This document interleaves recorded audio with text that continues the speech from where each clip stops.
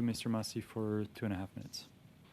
Thank you, Mr. Chair. And following up with Mr. Lemire's questioning is the interesting aspect of this is that without, I guess, any type of an essential service bill of rights or something along that nature, so we have to rely upon private meetings amongst the CEOs and the boards in private meetings with the minister to find a solution. So that really what's being presented here is that we rely on that and you guys come back to us later on after have those private meetings. And what transparency is there for Canadians? I mean, this sounds like something that really is not going to build the trust I think is necessary.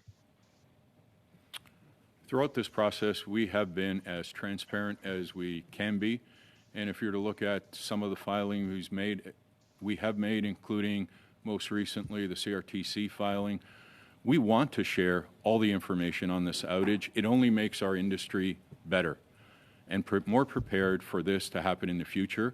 As part of this agreement with our competitors on this memorandum of understanding, we look forward to being very transparent on how, because the Canadians deserve to know how the industry is going to ensure that this does not happen again at this scale.